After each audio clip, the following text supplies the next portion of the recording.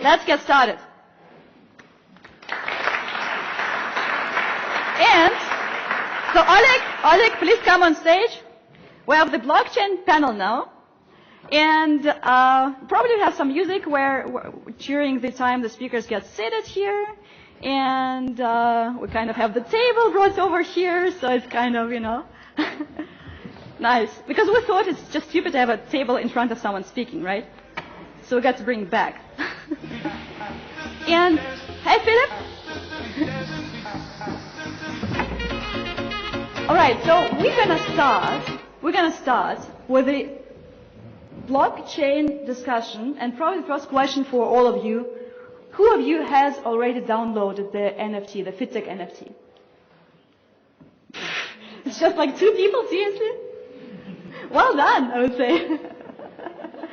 Right, so guys, after this session, you'll have the chance to do this, right? Today, like in the next 30 to 40 minutes, we'll speak about how blockchain is impacting healthcare and fitness as well, right? Let's just do a very short round of intros. Philipp, probably just one sentence from yourself. Who are you and what are you doing here? Yeah, thanks for inviting me. My name is Philipp. I'm working as a professor at the Frankfurt School of Finance. That's basically a private university, and we have founded the Blockchain Center there. We're doing this since 5 years. We started with enterprise blockchain and crypto assets.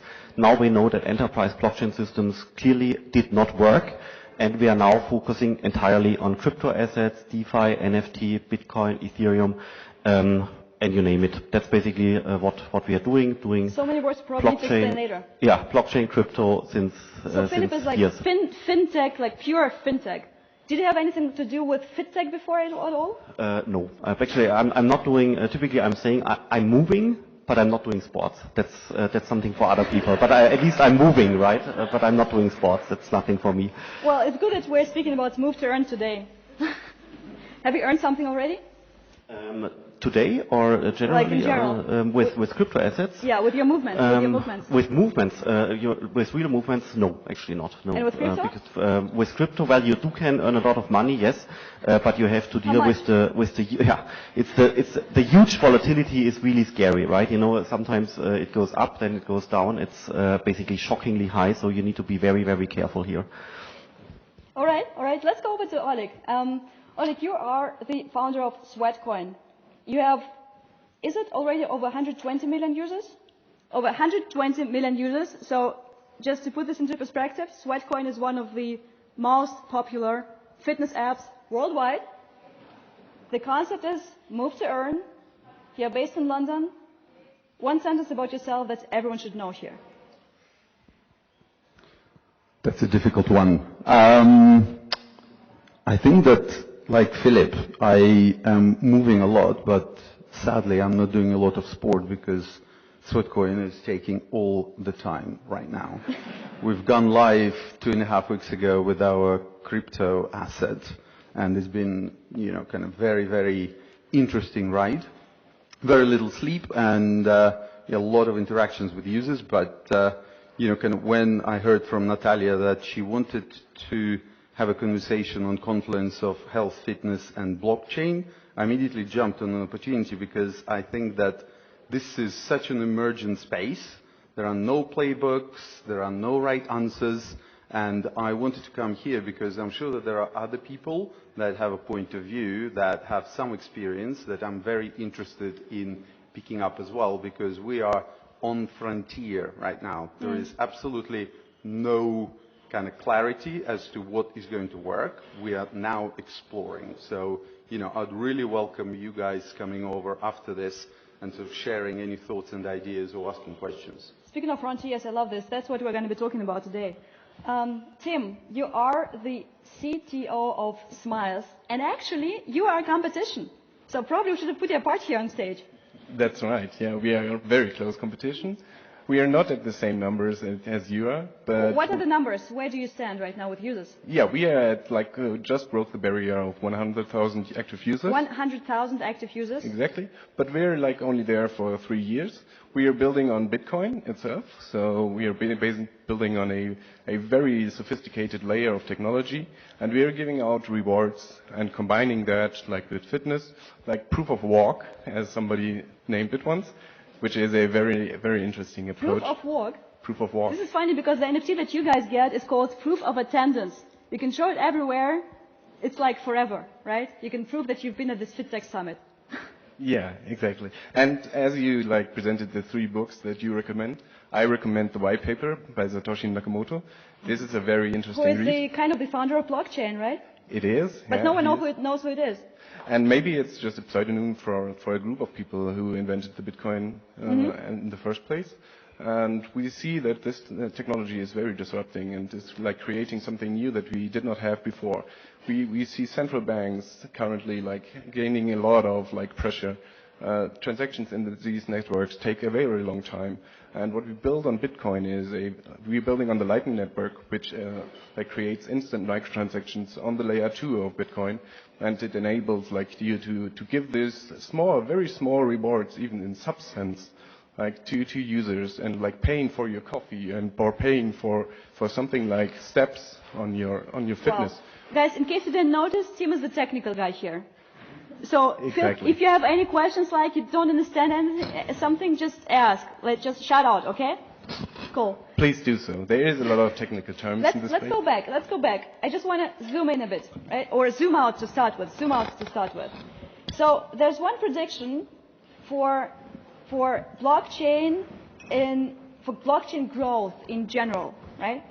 Which is 70% growth till 2030. It's predicted that the technology, oh my gosh, I need to drink something, that the technology will be worth over or almost $130 billion. $130 billion is a lot of money, by the way, by that time. So, question, Philipp, how realistic do you think is this prediction at all? It's very, I think it will be very true. We have inflation going on, so the number will be even higher, but the money will be worthless at that point of time.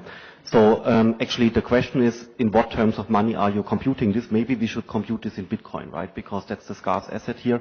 But besides this, coming from this space now, investigating blockchain stuff since 6 years, I see huge growth. And the growth is not necessarily coming from legacy companies, you know, Siemens, Daimler, BMW, but it's coming from the young generation. With young, I mean, say, 45 minus to include myself, right? I'm 42. Are you 44? No, That's 42. why you include yourself? But I want to include you as well. I think you are included with 45 minus. Yeah.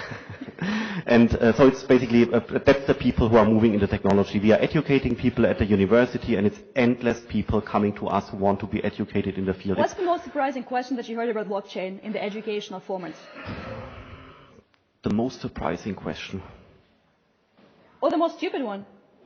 Well, no, typically you hear the following. After people investigating this topic for a couple of months, then they come and say, I should have read earlier about it. Mm-hmm. Yeah, because the later you get, the later you join this technological move, the more has been built, the less is remaining to be built, and therefore it's basically it's very urgent for people who are young, who might want to think about a career in the field, in finance, in business, whatever, to investigate this technology, including Bitcoin, including Ethereum, as soon as possible. So is it too late for everyone here to start with blockchain and Bitcoin? No, I would say it's basically exactly the opposite. We are in a perfect time because the technology develops as follows. You have this S-curve life stuff. You might have seen this in your studies. And we are right now in the very, very early beginning where the curve is now getting a little bit steeper. We see it with dynamics going on, people joining the field. We're seeing with venture capital investments, startups being founded. We even see it with banks investing money in this. We see it in UK where the currency is crashing, and so on and so forth. So you see endless data points where it proves that we are now in basically this kind of S-shaped curve, and I would expect that this technology unfolds for the next 10 to 15 years. So there is plenty of time. 10 to 15 years. Yeah, remaining, maybe 20 years. Is this why you said in your, we had this interviews before the talks to get to know you, and you said you think that blockchain as a technology is totally underhyped. I can't imagine this one because for me, like, blockchain is kind of everywhere, but you still say it's underhyped. I would say so because the price has been hammered down due to the crash since May. This really drove out a lot of sentiment out there. But in case you really look what can be built, what is being built, and what remains to be built, with the impact which is there for financial inclusion, fitness, all kinds of domains out there on a worldwide level. You know, this is not just Germany; it's basically affecting the entire world, including the geopolitical implications in terms of money stability and inflation going on. I think the technology is tremendously underhyped. But time will come. It might take maybe half a year more, 1 more year, until people will discover this more. We see first signs. You know what? In case you're going to a German bookstore, you now see 10 to 15 crypto and Bitcoin books out there, and who is reading them? That's not the younger generation. They are watching YouTube, but it's basically the people 40 plus who are reading books. So the German bookstores are the indicator for the hype? Yes, it is, because what you see here is people 40 plus investigating this topic. Then it takes half a year until they are getting basically really interested, and then they are getting a stake in this technology, purchasing Ether, Bitcoin, whatever. And to be honest, those are the people with money, so obviously they're also pushing the technology forward. Exactly, but it will take more time, half a year, 1 more year, then we will see these, or then these signs will materialize, but we see a hell lot of education all around the world, where elderly people, younger people, everybody tries to inspect this. It's not a technology for everybody, of course, but I've never seen so many signs where education takes place, and you always know what happens when education takes place. People are getting interested, and then later on they are getting involved. Okay, so in 1 year from now, we'll really say we are sorry we didn't start doing this today. Yes, we will. Tim? I will grab up the ball because it's very interesting. I just recently read that only 1 to 2% of the global population holds crypto assets yet. So this is like really a small number compared to like whatever you will compare it to. And to describe how early we are. If you look back into like the early 2000s, for example, we saw a lot of Web 2.0, for example, on like fairs like the CeBIT or something like. And now we saw another big hype with the cloud, for example. And now the cloud is everywhere. I saw it at first like as, okay, it's just a web server, right? So why should we call it cloud now, right? But after some time, we saw that cloud is going to be something that we can see what it does. It is there for a specific reason, and this will be the same with crypto in the future. So Oleg, one question to you. You want to say something? Okay, say it. Yeah, I want to say that I would echo those points, but probably for slightly different reason. I think that technology is overhyped, so awareness is there. When you talk to people, they know of its existence. What's underhyped is utility and usefulness. The issue that we have right now with blockchain is that there's only one use case that everyone is working on, which is money. And if you think about it, majority of people in the world struggle with money. They don't need multiple use cases with money. You know, they don't need all of those second-degree derivatives with, I don't know, loading and, staking, etc. They just don't have enough liquidity to be playing these games. And this is 95% of all projects working on blockchain right now are focusing on this. So in order for us to meet that expectation that is almost there, because everyone's aware of blockchain, but they just don't have useful applications of it, is to bring in more people and starting to develop new things and experiment more, because this technology has a lot more promise in a lot of other areas than just pure cash, money, and derivatives. It's interesting that you're speaking about utility, because this is basically like, if anyone is saying me anything about NFTs or blockchains, like utility, right? Let's dive a bit deeper here, because you started Sweatcoin first as a fitness app, then you moved into the token, right? No, it's slightly different. We started Sweatcoin in 2015, and as the name suggests, we were already thinking of blockchain back then. We spent quite a bit of time delving into Bitcoin, which was the only blockchain back then, and we met with Vitalik and spoken about... Who is Vitalik? Vitalik Buterin, who is the founder of Ethereum, They were working on this research. This is the super hyped guy in the tech world, right? Yeah. They launched in 2016. We met with him in late 2015, early 2016, so because they already had quite a lot of code in sort of research-grade code back then. We looked at it and we decided it's too early. And we decided that we're going to go centralized because tech is just not ready. It's going to add a lot of time and a lot of money. So we'll just do, our Postgres is going to be our blockchain. For those who's techie, you'd know that Postgres is just an SQL database. We launched with that, and it saved our life because the proposition and the product was so sticky and so interesting that literally within a year, we were processing, 300 transactions per second at peak, which would be about 40x theoretical throughput of Bitcoin and about 20x theoretical throughput of Ethereum.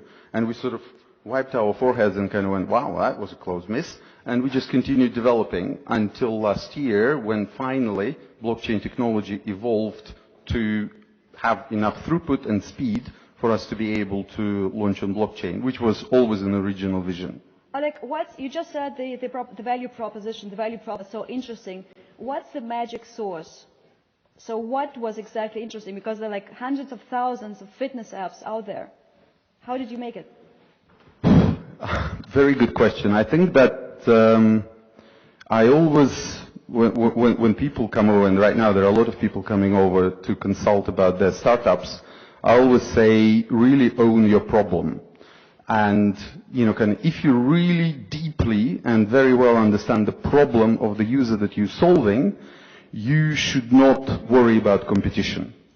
And because that interpretation, that take on the problem can be so different that nobody can follow you there. And they have legacy businesses, products, hardware, etc. They're just going to dismiss you and laugh at you. And that's a fantastic place to be.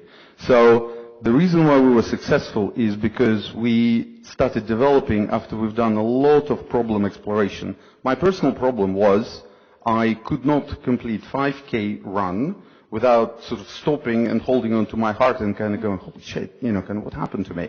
And 3 years before I was climbing some of the highest mountains in the world, fit as a fiddle. 2 young kids and a startup. It take care of everything, fitness, health, if you're not dead, it's a good result. But, I started being overweight, I was stressed, and I couldn't complete 5K. And I started talking to my co-founder, like, how on earth did I manage to lose so much fitness in such a short period of time? And why is it happening to me? And it turns out that once you start talking to other people about this problem, you realize that absolutely everyone has the same problem, no matter if they fit or not. If they fit, they will tell you, oh my God, I really want to train more. I only ran 35K last week. I needed like 60. And you're like, oh shit.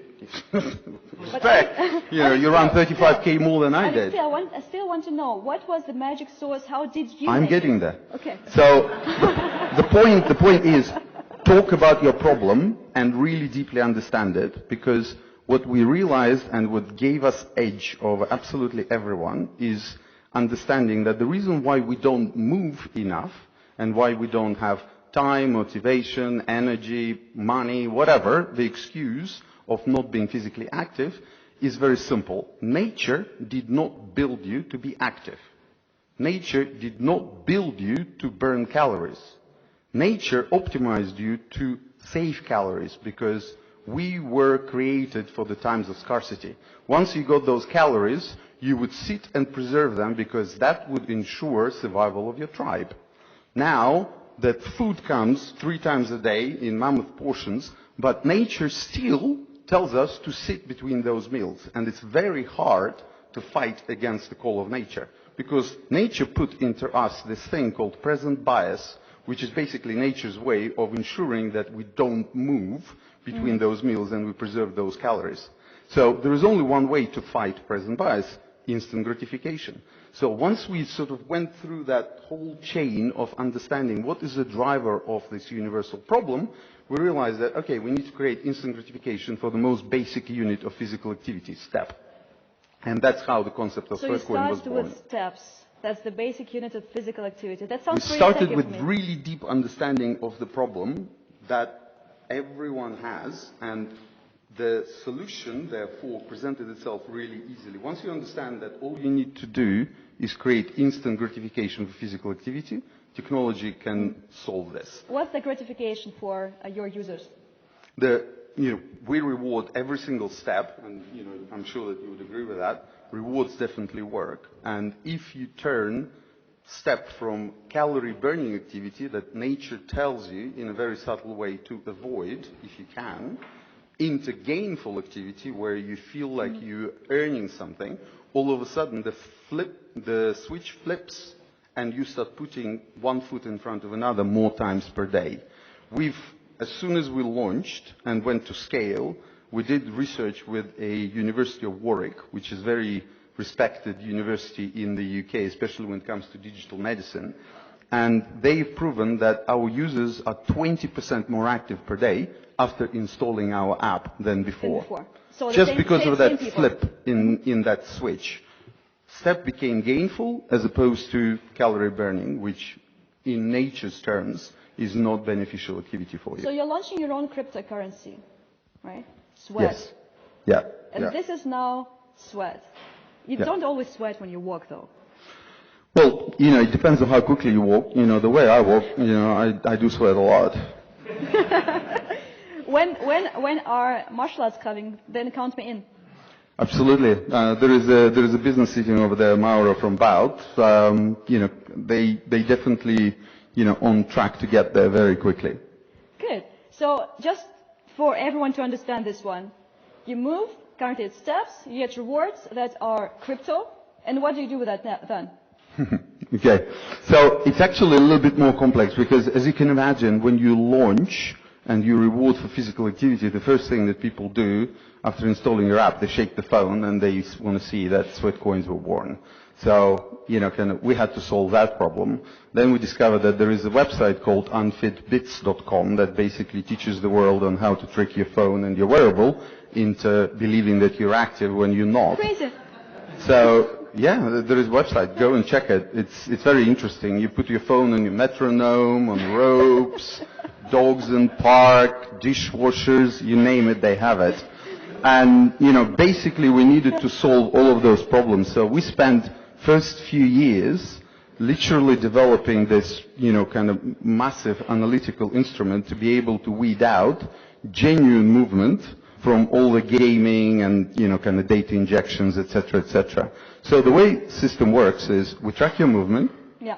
Then we verify it in a very draconian fashion, and only what we know is absolutely genuine is then getting converted into sweat if you opted into playing sort of crypto game in our app, or into sweat coins, which was the only option we had for 7 years of our existence. Which is a token, but not a currency. Yes, think of it as a point system that is only usable inside Sweatcoin app. Now we launched crypto, which is it's called Sweat. It's developed on Near blockchain, and it's now traded on 20 different exchanges. And kind of the reason why people walk for it is because the amount of people around the world that are curious and interested about blockchain but have no liquidity to play with it is absolutely incredible. So what we give people is an opportunity to literally walk into crypto. What you're doing is crypto for the poor? No, we're doing crypto for those people that have not yet engaged, so they don't have, well, I wouldn't call them poor, I would call them not early adopters. Kind of mass market, have been looking at it and kind of going, I'm not sure about it. So we give them a very easy way in because you don't need to spend your cash to start playing. Second, it's very, very good UX because one of the biggest problems in blockchain, and I don't know if any of you experienced this, but creating a wallet is a serious exercise, and then, God forbid, if you misplace that 24-word seed phrase, you're screwed. And the whole communication is so complicated and scary that a lot of people, even after creating wallet, they kind of go, all right, that goes blockchain, because you really don't want to transfer anything there because you're not sure if you're going to be able to master the whole security. So you simplify the process. OPSEC. So it needs to be good UX, and it needs to be a lot more accessible in terms of, partying with $1,000 to start playing is not the ticket that a lot of people around the world can afford. Interesting. Tim, you opted in not for your own currency, right? But you decided to work with sats, which is the smallest unit of Bitcoin, right? And you get rewarded for like steps, right? Exactly. So when can I earn if I move regularly? How much time do I need to earn my first 1 Bitcoin with your app? Yes. Like 30 years? It will take some time. How much? actually.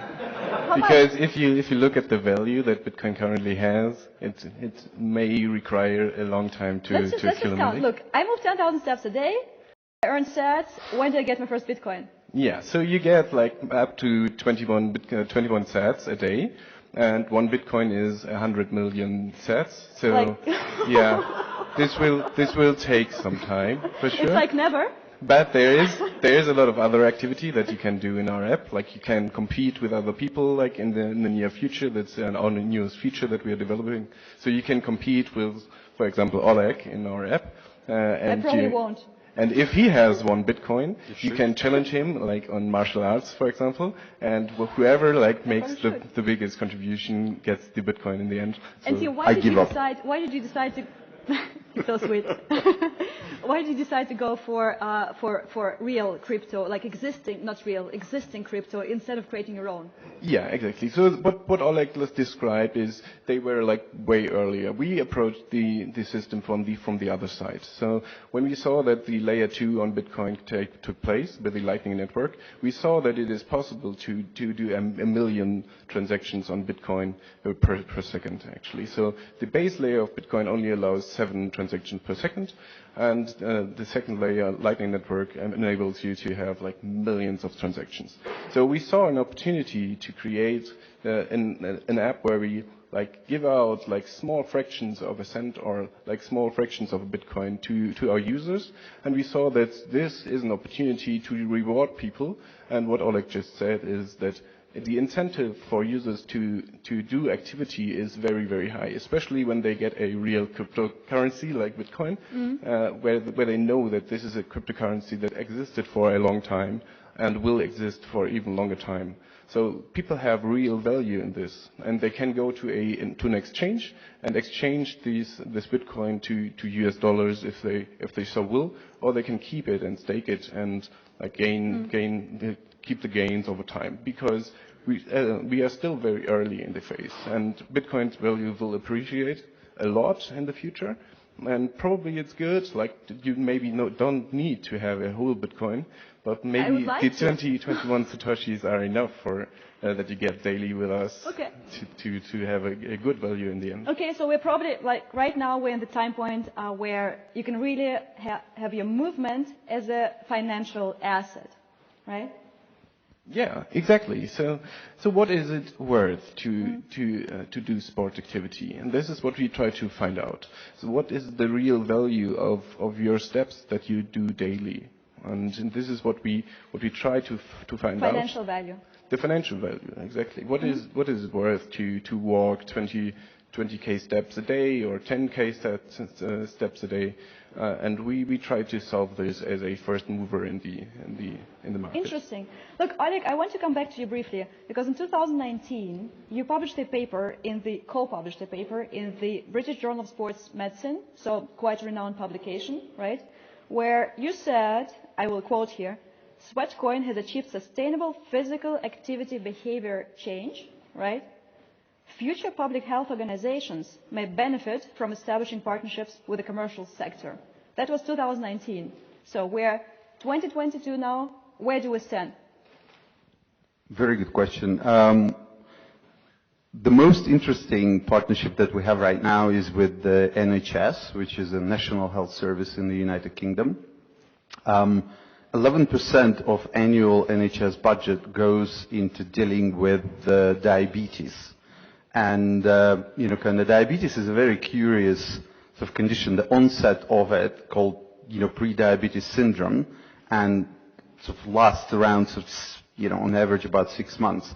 And what's extremely important in that period of time for the person that is in danger of becoming diabetic is to do 2 things, to change diet and to change lifestyle.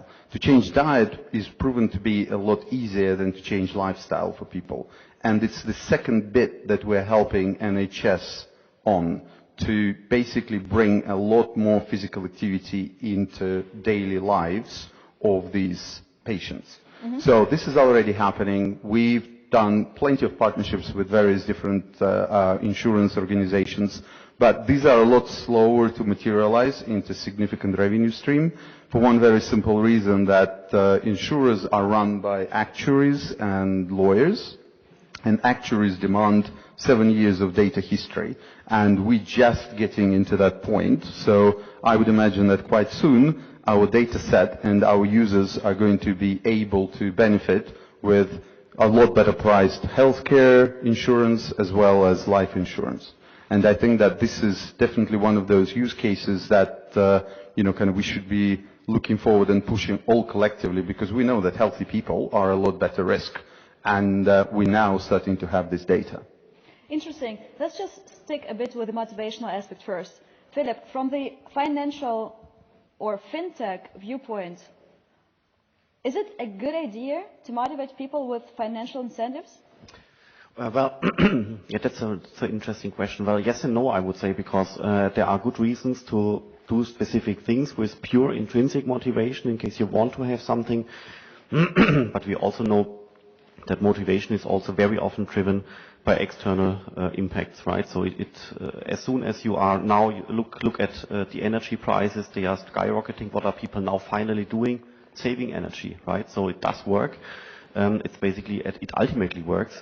The question is it the own trigger point to make people do something, right? Maybe it's the right way you are doing it. You are private companies. People can join you as a customer, or they are not joining you, so it's their free choice. I think it's getting dangerous in case you are getting basically like a state government-driven organization and everybody has to use it. This would be dangerous, and therefore it's a free world. People can choose you or they can stay away from you, and then it's fine. But money as an incentive, of course, it works tremendously well. Who is not motivated by money here? Okay, that's the answer. Thank you. Yeah, but what you said is really true, especially for insurances. We need to be very, very careful with our data, giving that away to insurances, because they will try to use the data against you. And as you said, with private companies, that's maybe not such a big of a problem. But as soon as you give the data to the government, or you give the data, your health data, to the insurance, they have an incentive to use it against you. So it's very important to take care that this will not used against you. I want to step into I disagree with this. I think that the way we're structuring, and I believe most of the businesses structuring things, is that you don't need to transfer data to anyone. Like the way we're structuring ourselves is that the token is an evidence of your physical activity. Now, there is no granular data that is getting transferred, and as an insurer, you just accept sweat as a contribution to your product.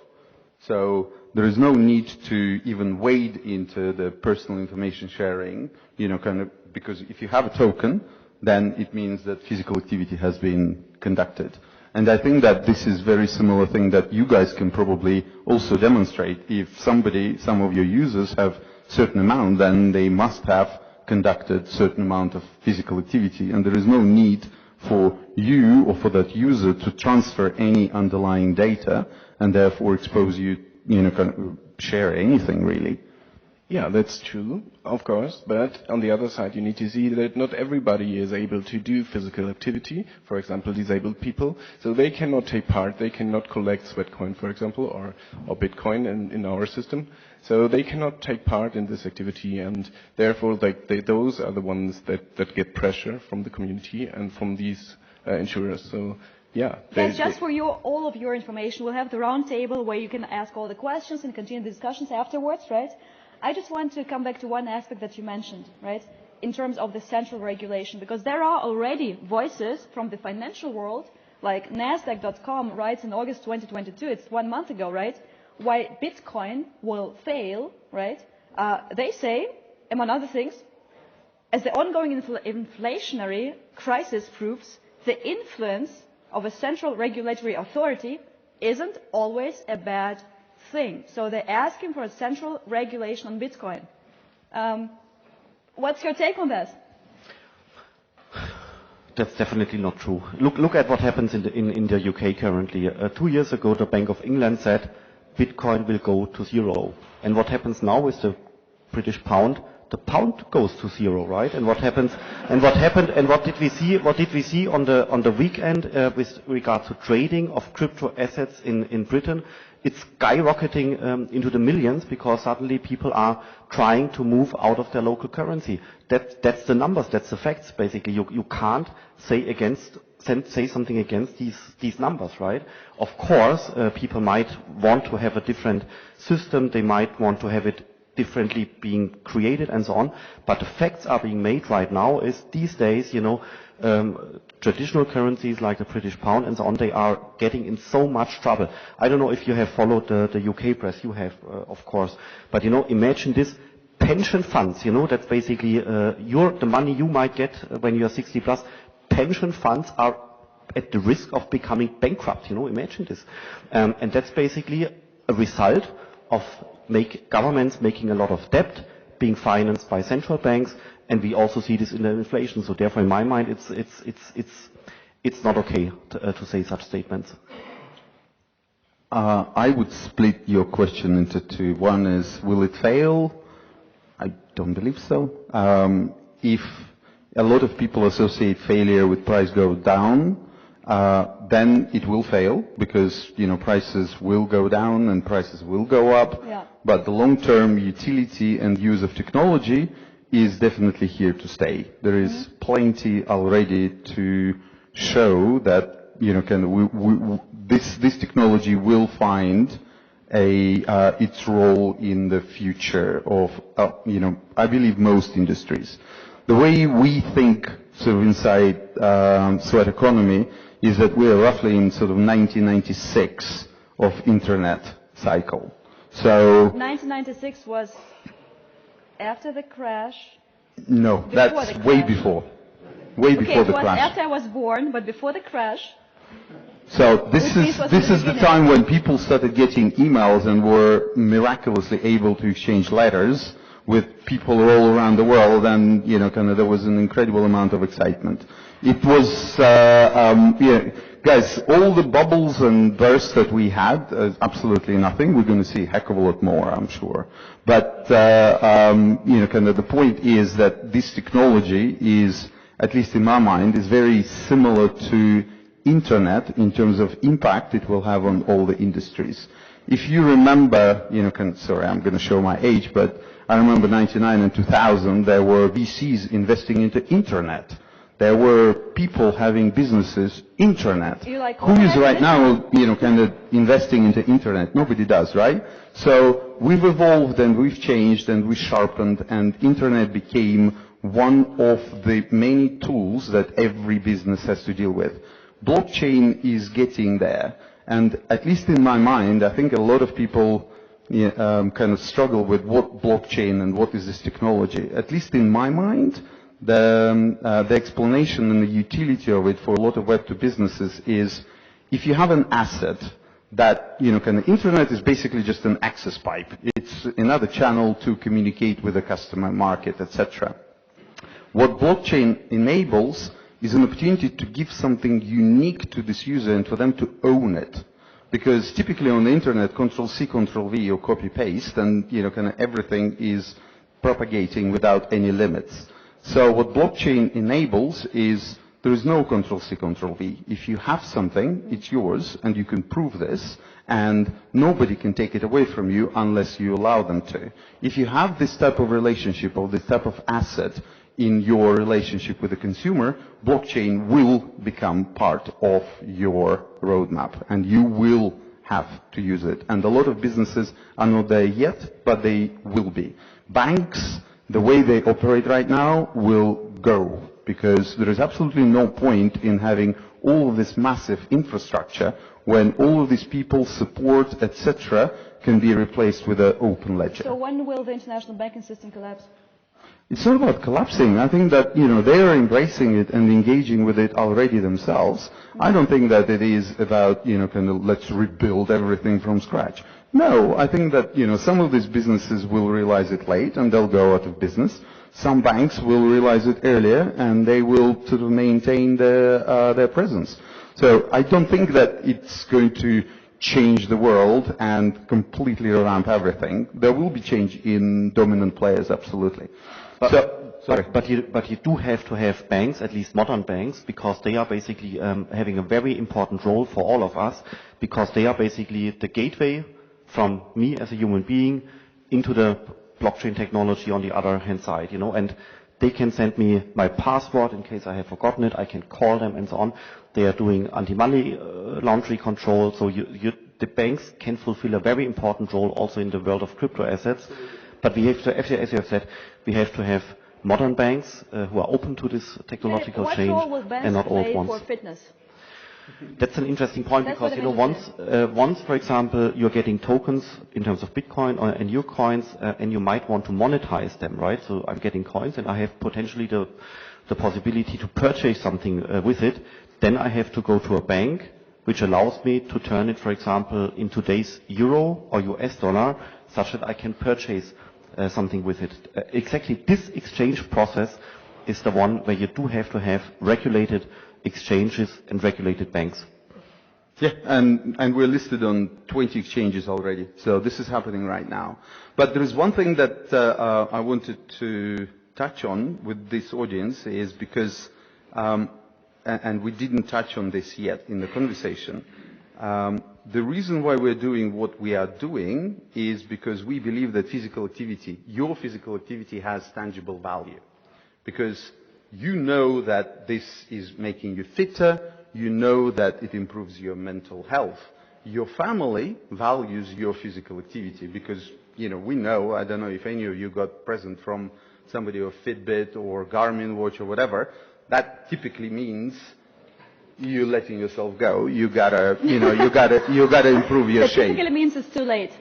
No, it's not too late. It's the wrong audience. It's a breakup that it's too late. But we know that your family and your loved ones value your physical activity. Your doctor, your insurer, your employer, your country also values your physical activity because if you're physically active, you're going to live longer, you're going to be more economically active, your tax revenues that country will make from you are higher.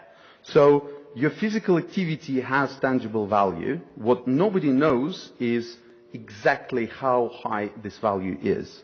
And this is the reason why we've chosen as a business not to use Bitcoin, but to create our own asset, because we believe that the answer to the question, how valuable physical activity is, can only be found with a new asset that needs to float around, and the world just needs to figure out how much value does the world put into your physical activity. And whatever the value is, it's not going to be zero. And if you think about it, that is that moment when we go from 0 to 1. Right now, physical activity is only, or value of physical activity only exists in words. When your doctor says you need to be physically active. Or, when somebody from a TV screen says, we need to have more physical activity. Let's build some, cycling routes, etc.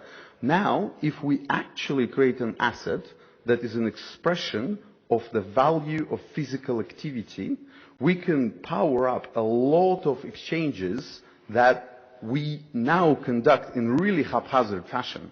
If somebody is hypochondriac and overweight and goes to a doctor, the doctor will be able to say, you know what, you need to bring me X next time. So until that person runs 35K, they're not going to be able to come and ask for a next pill.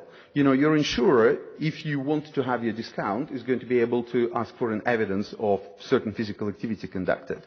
And if it has tangible value, all of a sudden, all the work that we are doing as a sort of FitTech community is starting to, kind of make a lot more sense. It's less emotional and a lot more tangible. And it's not necessarily that this number needs to be high.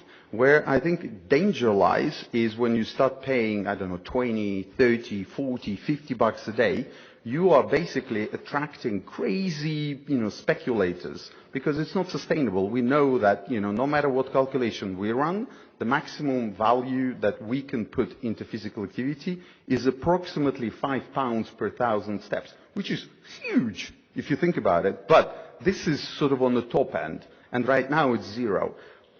When we have an opportunity to size it and say, this is the value of physical activity, I think that the world is going to change their relationship with, with all the gym stuff, with all the kid stuff. Because if we're going to turn it into gainful thing, it's not going to replace jobs. Let's not worry about that. It's not that people are going to quit and going to professionally run.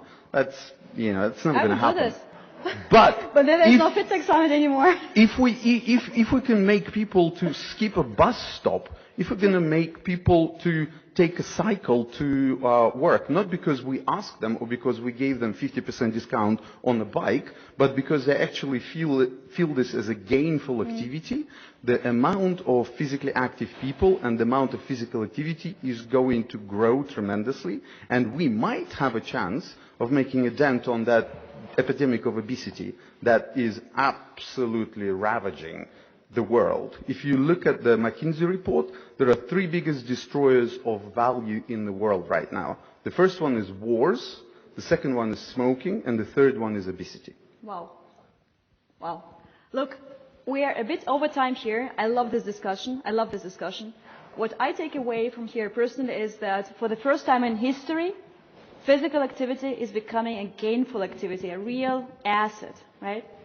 Like, to round up, just one sentence from each of you. Blockchain for fitness and health of the future is what? Blockchain for fitness and health of the future. I think it's a great connection, and as we see with like this rewards and this gamification that Oleg just described, I think this is like something that we can take from fitness from today and bring it into a whole new ecosystem that is very, very young as well. Like fitness technology is only like becoming a real thing for like 7 years with the Apple Watch, for example, and we see the traction and we see blockchain and fitness technology in connection brings us a really, really good new field. It's the connector. Oleg, blockchain for physical activity? I mean, you've told so many things today. Just one. I think blockchain for physical activity will allow us to create that asset that every single human in the world will be able to earn. It's going to be theirs, and they will perceive it as valuable. And that is going to be a flywheel that will propel them to become more physically active. Perfect.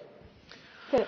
Yeah, I would agree. I would add something more, because it's not just fitness and blockchain, but it's basically all kinds of things in blockchain. There are companies out there who are offering learning, and once people are learning and educating themselves, then they get tokens or Bitcoin. And there are so many other possibilities out there where basically incentive is triggered or incentive is influenced such that people do specific things and then they are getting rewarded.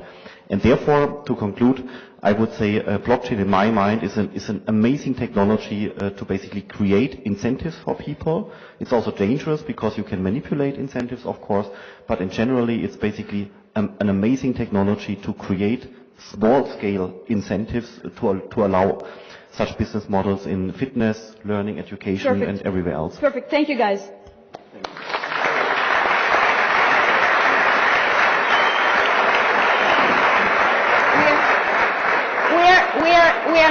We are not done yet with this topic. So, guys, next up we have the round table with these amazing individuals. It's in the round table tent just over here. You go out there and you see the tent, right? And probably see it if the curtain goes up, right? Probably. So the next session is about asking all of your questions. Everything you ever want to ask those guys, ask those questions. Let's come over there. Thank you guys again. It was really super insightful for me. Thank you.